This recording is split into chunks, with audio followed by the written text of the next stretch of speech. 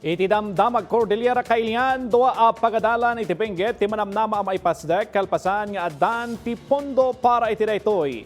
Ken nabatbati ang miyembro ti makakanigid a grupo al alukoyen ti Philippine Army a sumuko kalpasan ti panakakameg ti sangapulo a kameng ti ICRC. Daytaken da dumapay a damag iti report ni Angel Kim Pengosro.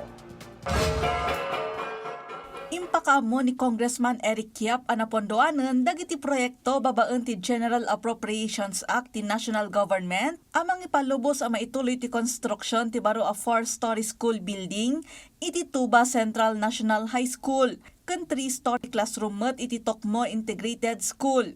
Panggap dagiti na inayon a pasilidad a mapalag anti-classroom congestion ken mangipaay iti adada a makayayo nga aglawlaw ti panagadal para kadagiti estudyante iti dua a komunidad ti Benguet. Kabayatan na, kaspaso ti Tilapia Festival ti Barangay Ambuklao, naangay ti dongba ni Bangkawan na boat racing, usar dagiti traditional rowing iti Ambuklao Dam Reserva. Naangay pa'y matlaang ti shell ni tilapia wano ti panagkalap dagiti tilapia iti fish cage type container. Bayat nga agarop 700 kilograms ti freshly harvested tilapia tin sagana ken indasar ti barangay para kadagiti umili ken bisita kabayatan ti piyesta. Dagiti aktibidad ana isayangkat ket mangted iti pamadayaw kadagiti mangalap ken kameng ti komunidad iti Ambuklao ngagtultuloy amang sustiner iti industriya ti tilapia iti barangay. Kalpasan ti panakakemeg ti sangapulo nga active members ken panagsuko ti dua a high-ranking officials ti Ilocos Cordillera Regional Committee impaganatget ti 501st Infantry Brigade ti 5th Infantry Division Philippine Army asaan a basta-basta ang may basura dagiti naipila a kaso kontra kadakwada. Nupay kasta, inalukoy manen ti Philippine Army dagiti nabatbati a kameng ti grupo a sumuko ken pilyenda ti natalna ken nawaya a panagbiag a kadwa dagiti pamilyada.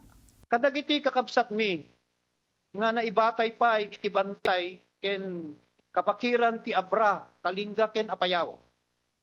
Nakalukat latta ti ruangan ti kapya saan nga nalpas ti gundawayo nga agsupli iti natatna ken marangal nga biyag. Iba ba yon dagiti armasyo?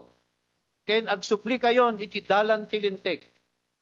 At dati gobyerno nga nakasagana nga tumulong kada kayo. Babaen ti amnesty ken reintegration. Tapno makasubli iti pamilya yon. Ken makipagbiag manen iti komunidad yo nga awan ti buteng ken riri. Angel Kim Pengosro para iti Pambansang TV iti baro a Pilipinas.